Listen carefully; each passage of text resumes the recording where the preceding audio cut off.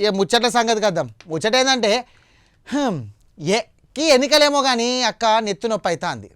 అబ్బా అరే కాక ఎవరు గెలిచినా మంచిదిరా, రాత్రికి ఇంత కోటరు పుల్లుగా దావత్ ఉంటుంది. నీ బొంత గెలిచిన దాకానే గీ లెక్కలు, గెలిచినాక దేక్తారో లేదో సుత ఏమో కానీ మేయర్ ఎవరైనా మన తాన అవు కాక మన తాన చైర్మన్లు వైస్ చైర్మన్లు ఎవరంటవే ఆగరాదు, ఇంకొద్దిసేపు అయితే మొత్తం లెక్కలు తెలుస్తాయి. ఓ కాక మనదేనే ఈ పారి విజయము, మనోళ్ళకి వచ్చిందని పీఠము. ఇగో గిట్ల నడుతుంది. ఇవాళ పొద్దుగాల సంది మున్సిపాలిటీలు కార్పొరేషన్లలో గిదే లొల్లి నడుస్తుంది. ఈరోజు మహాశివరాత్రిని పురస్కరించుకొని గర్భగుడిలో ఉన్నాం. ఎవరి వాళ్ళ పిల్లల మీద చేసుకుంటూ మనమందరము పార్టీ ఆదేశించిన మేరకు చైర్మన్ వైస్ చైర్మన్ ఎన్నికల్లో పాల్గొని మున్సిపల్ రాజకీయం మామూలు లేదుగా.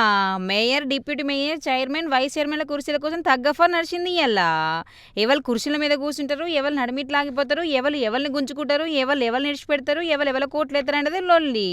మొత్తం మీద బగ్గనే చోట్ల జెండా ఎగరేసిర్రు కాంగ్రెస్ వాళ్ళు.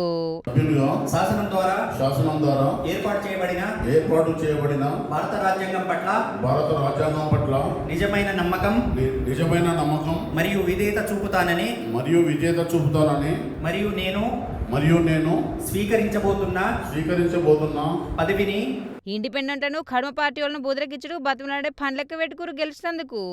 ఏరే పార్టీతోనే డోంట్ టాక్ విత్ మేనందుకు ఏరే రాష్ట్రాలకు, ఫామ్ హౌస్లకు, రిసార్ట్లకు పట్టుకపోయారు గెలిచిన ముందుగాలనే. ఆఖరికి అధికారంలో ఉన్న కాంగ్రెస్ పార్టీనే గెలిచింది ఎక్కువ.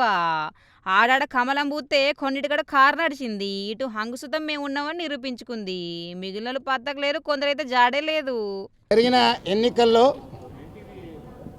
ప్రమాణ స్వీకారం తర్వాత మేయర్ అండ్ డిప్యూటీ మేయర్ ఎన్నికల్లో భాగంగా రెండు పార్టీలకు, ఇటు బీజేపీ పార్టీ కానివ్వండి, ఇటు కాంగ్రెస్ పార్టీ కానివ్వండి, ఇవి రెండు కూడా దొందే కాబట్టి వాళ్ళిద్దరితోటి మేము సమాన దూరంగా పాటించినాం.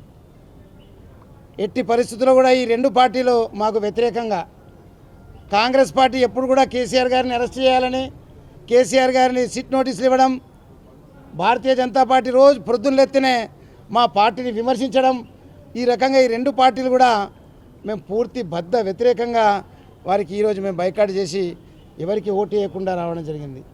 మా డిమాండ్ అంత ఒకటే, మీరు ఫండ్స్ తీసుకొస్తా అన్నారు కదా, దయచేసి నేను రిక్వెస్ట్ చేస్తున్నా, ఇటు కాంగ్రెస్ పార్టీ కానివ్వండి, ఇటు బీజేపీ పార్టీ వాళ్ళిద్దరిని కూడా నేను రిక్వెస్ట్ చేస్తున్నా. ఏంటంటే కరీంనగర్ నగరానికి ఎవరు ఫండ్స్ తీసుకొస్తారో, ఎన్నికలకు గెలిస్తేనే ఫండ్స్ కాదు, సేవ చేసేందుకు రావాల్సింది మున్సిపాలిటీ అంటే. అలాంటి మున్సిపాలిటీకి ఎన్నో మేనిఫెస్టోలు మీరు రిలీజ్ చేసిండ్రు. 6 నెలల్లో కొన్ని కోట్ల రూపాయలు తీసుకొస్తారని భారతీయ జనతా పార్టీ చెప్పింది. తప్పనిసరిగా ప్రతి మీటింగ్లో అవినీతి పైన, అక్రమాల పైన తప్పనిసరిగా గొంతిప్పి ప్రశ్నిస్తాం. ఎక్కడ కూడా అవకాశం ఇవ్వం. ఎక్కడ తప్పు జరిగిందో అక్కడ భారతీయ రాష్ట్ర సమితి అక్కడ వాలిపోతుంది, వారిపై చర్యలు తీసుకుంటుంది. ఏ కోశాన కూడా అవినీతికి ఆస్కారం లేదు. ఎక్కువ సీట్లు వచ్చిన వాళ్ళు కడవ పార్టీ వాళ్ళతో మంతనాలు చేసి ఓట్లేసే పని పెట్టుకుంటే ఇంకింత ఇరికించే ప్రయత్నాలు చేసిర్రు. పార్టీ లేకుండా గెలిచిన వాళ్ళు గుంజుకునే పని ఎక్కువ ఉండేయాలా. క్యాంపులకు పోయిన వాళ్ళు సూటిగా ఆఫీసుల కాడికే వచ్చిర్రు. ఇటు గెలిచిన కౌన్సిలర్లు, కార్పొరేటర్లు 12:30కు ప్రమాణ స్వీకారాలు చేసిర్రు. ఇది అయినాకనే మేయర్, చైర్మన్లను ఎన్నుకునే కథ నడిచింది. పురపాలక సంఘము చైర్పర్సన్ గా ఎన్నుకోబడినందున నేను ప్రత్యక్షంగా లేదా పరోక్షంగా నా దృష్టికి వచ్చిన విషయములను ఏ వ్యక్తికి గాని లేదా వ్యక్తులకు గాని తెలపనని లేదా తెలియకుండా నాకు తెలిసినవి ప్రిసైడింగ్ అధికారిగా అవసరమైన పద్ధతిలో సమర్థవంతంగా నా యొక్క విధులను నిర్వర్తిస్తానని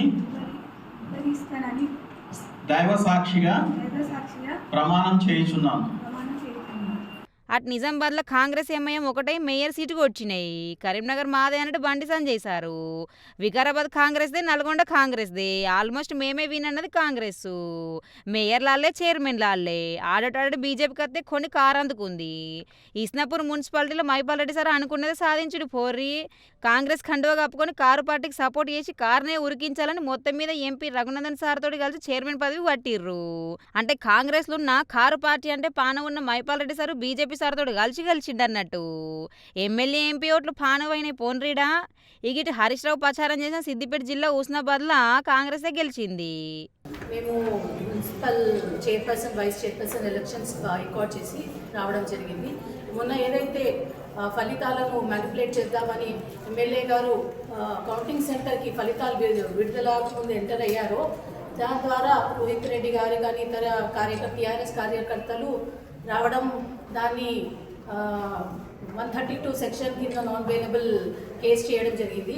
ఏదైతే రాజ్యాంగం అధికారులకే ఉన్నదా, అదే అధికార పార్టీకే ఉన్నదా, వాళ్ళు ఎంటర్ అయినప్పుడు తప్పులేంది, పోలీసులు వీళ్ళు ఎంటర్ చేయడం వల్ల అబ్జెక్షన్ తెలియజేయడంలో, అలాగే ఫలితాలు విడుదల కాకముందు మ్యానిపులేట్ చేద్దామన్న ఉద్దేశంతో రావడం జరిగింది.